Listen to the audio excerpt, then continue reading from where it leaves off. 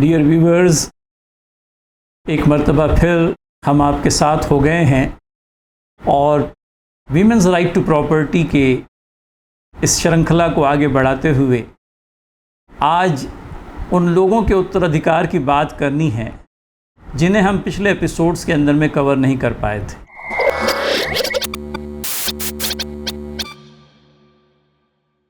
आपको याद होगा पिछले 4 एपिसोड में हमने हिंदू, मुस्लिम और पारसी महिला के राइट ऑफ इनहेरिटेंस के बारे में जानकारी दी थी। हिंदू की परिभाषा के अंदर में हमारे जैन, सिख, बौद्ध ये सभी आ जाते हैं। हिंदू कायदे की जब हम बात करते हैं तो हिंदूस तो उसमें हैं ही हैं, लेकिन हिंदुओं के अलावा ये 3 और जो रिलीजियस डिनोमिनेशंस हैं ये भी हिंदुओं की व्याख्या में आ जाते हैं। तो आप देखेंगे कि बुद्धिस्ट है, सिख है और जैन है, इन लोगों को भी हिंदू सक्सेशन एक्ट ही एप्लीकेबल होता है। अब रह जाते हैं मुस्लिम्स, तो उनके लिए हमने मुस्लिम पर्सनल लॉ के तहत जो प्रोविजंस हैं उनके सिलसिले में हमने 2 एपिसोड्स रिकॉर्ड करवाए थे और आखिरी episode women's right to property पर जो हमारा रिकॉर्ड हुआ है उसमें हमने पारसी महिलाओं के उत्तराधिकार, राइट ऑफ इनहेरिटेंस के बारे में जानकारी दी थी। अब कौन बच जाता है? तो आपके जहन में आ रही होगी, आपके दिमाग में ये बात आ रही होगी कि आज हम क्रिश्चियन महिलाओं के राइट ऑफ इनहेरिटेंस के बारे में बात करने जा रहे हैं। हाँ, आज हम क्रिश्चियन महिलाओं के राइट ऑफ इनहेरिटेंस के बारे में बात करने जा रहे हैं, लेकिन ये भी अपने दिमाग में रखिए कि आज कायदे के जो प्रोविजंस आपके सामने आएंगे वो सिर्फ क्रिश्चियन महिलाओं को एप्लीकेबल होंगे ऐसा नहीं है, बल्कि अगर आप हिंदूज़, मुस्लिम्स और Parsis including Sikhs, Buddhist and Jain in religious denominations की महिलाओं को छोड़ दें तो भारत के अंदर में रहने बसने वाली जो बाकी रिलीजियस डिनोमिनेशन से संबंधित महिलाएं हैं और इनके अलावा जो दूसरी महिलाएं हैं, आज हम भारत का सक्सेशन का कायदा डिस्कस करने जा रहे हैं। I believe Chapter 2 of Part 5 of Indian Succession Act is appropriately described as Law of India in all cases of intestacy. So, Hindustan का विरासत का कानून क्या है? अभी तक के तो हमने ये देखा था धर्म विशेष गुटों के लिए क्या क्या प्रोविज़न की गई हैं, और अब एक ऐसा कायदा जो क्रिश्चियंस को अप्लाई तो करता ही करता है, लेकिन क्रिश्चियंस के अलावा हिंदुस्तान के उन रिलीजियस डिनोमिनेशन से संबंधित महिलाओं को भी अप्लाई करता है जो हिंदू की व्याख्या में नहीं आती, जो मुस्लिम की व्याख्या में नहीं आती, पारसी की व्याख्या में नहीं आती। तो क्या है ये कायदा? हम आपके साथ में शेयर करना चाहेंगे इंडियन सक्सेशन एक्ट का सेक्शन 32। सेक्शन 32 के अंदर में 2002 से पहले तक एक अजीब सा प्रोविज़न कर दिया गया था और 2002 के बाद में इस प्रोविज़न को जो एक स्पष्टीकरण के रूप में सेक्शन 32 के अंदर में शामिल था, उस एक्सप्लेनेशन को डिलीट कर दिया गया। ये एक्सप्लेनेशन डिलीट होने से पहले क्या कुछ था, जानकारी होंगी, बल्कि यूँ कह लीजिए कि आश्चर्य होगा इस जानकारी को प्राप्त करके कि कभी कायदे की पुस्तक पर इस तरह का कोई स्पष्टीकरण भी पाया जाता था कि अगर शादी से पहले पुरुष और महिला ने आपस में ये तय कर लिया है कि शादी के बाद में पत्नी अपनी पति की संपत्ति के अंदर में कोई भी अधिकार पाने की हकदार नहीं होगी, तो इस प्रकार का एग्रीमेंट अपने आप में वैलिड होगा और इस एग्रीमेंट के चलते पत्नी को अपनी पति की संपत्ति में कोई भी उत्तराधिकार क्लेम करते नहीं आएगा। अब क्या वजह रही कि इस स्पष्टीकरण को इंडियन सक्सेशन एक्ट 1925 में शामिल कर दिया गया था? भाई, विरासत का हक तो अपने आप में एक ऐसा हक है जो अपने बाप की परिवार में पैदा होने के फलस्वरूप आपको मिलता है। मुस्लिम कायदे के बारे में थोड़ा सा उसमें ये ऐड करते चलें कि पैदाइशी नहीं बल्कि अपने पिता के देहांत कर जाने पर आपका हयात रहना भी आपके उत्तराधिकार को पाने के लिए आवश्यक है।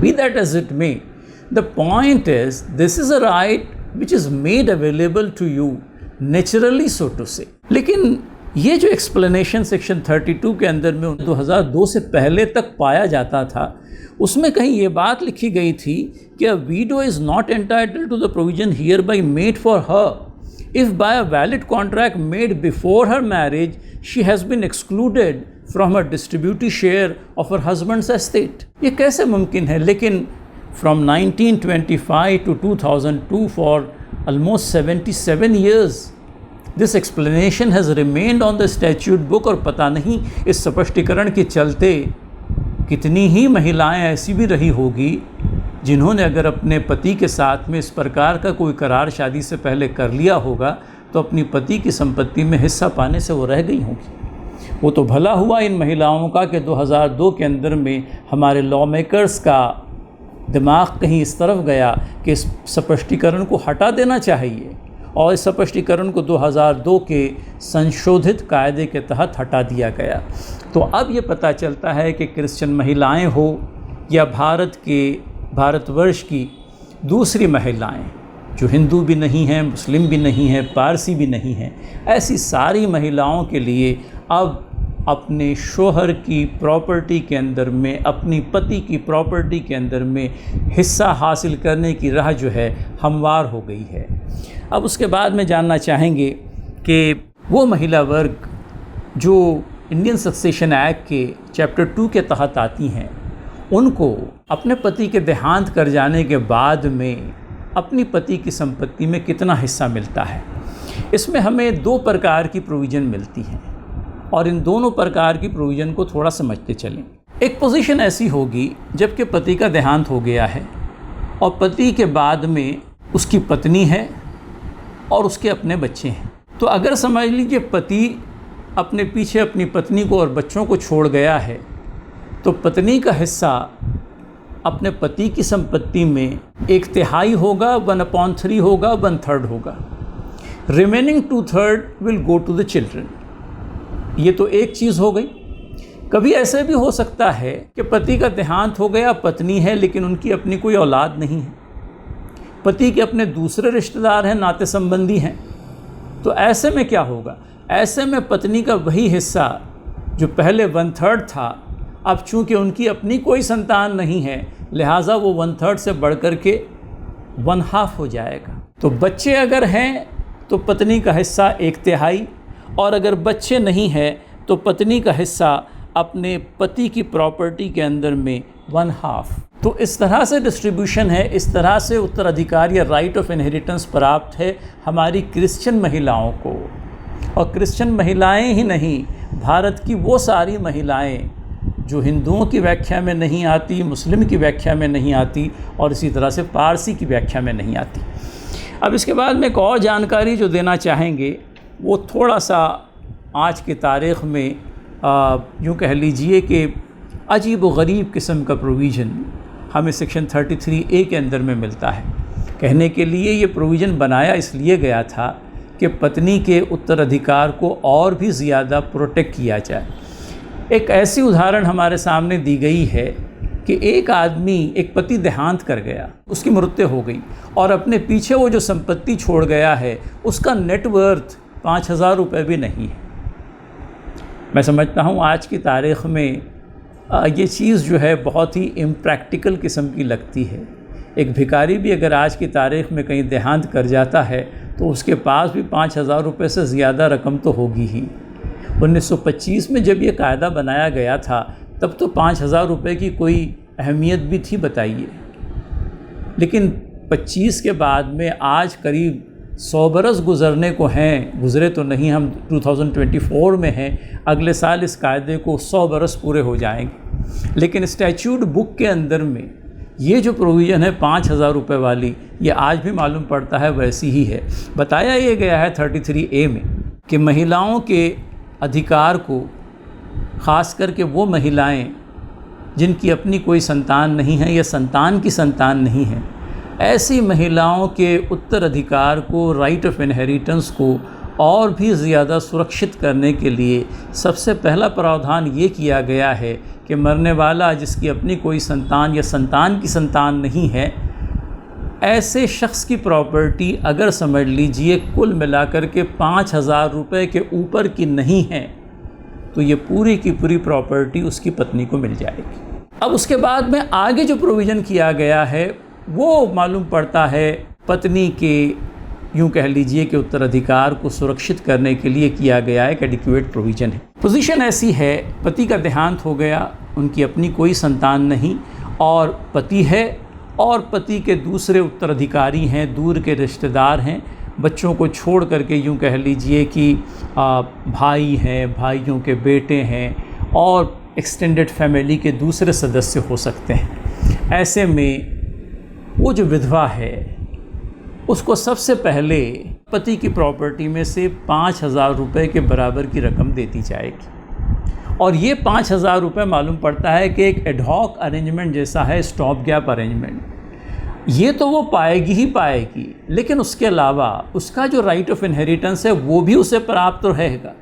पति का देहांत हो गया है, उसकी संपत्ति 5,000 रुपये से ज़्यादा कीमत की है, तो सबसे पहले 5,000 रुपये पत्नी को दे दें। अब जो बाकी प्रॉपर्टी बची है उसमें पत्नी भी अपना हिस्सा पाएगी और पति के जो दूसरे उत्तराधिकारी हैं वो भी अपना हिस्सा पाएंगे। तो लीनियल डिसेंडेंट्स के नहीं होने की सूरत में, संतान या संतान के नहीं होने की सूरत में हमें 33A की प्रोविज़न मिलती है।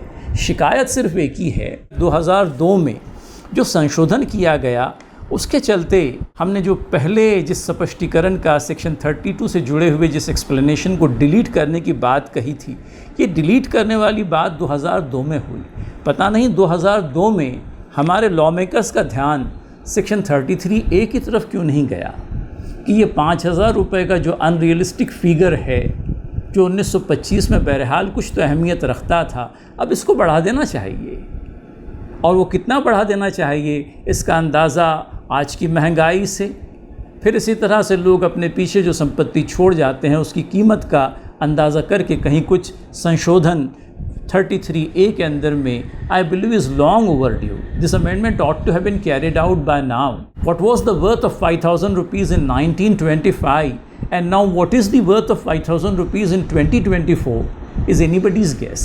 तो ऐसी सूरत में मैं समझता हूँ कि 33A में कहीं अमेंडमेंट के लिए यूँ कह लीजिए कि पर्याप्त रूप से कारण मौजूद है और जितने जल्दी 33A को अमेंड किया जाएगा, मैं समझता हूँ क्रिश्चियन महिलाओं के और भारत की दूसरी महिलाओं के राइट ऑफ इनहेरिटेंस को हम और भी ज़्यादा सिक्योर करने में कामयाब रह पाएंगे।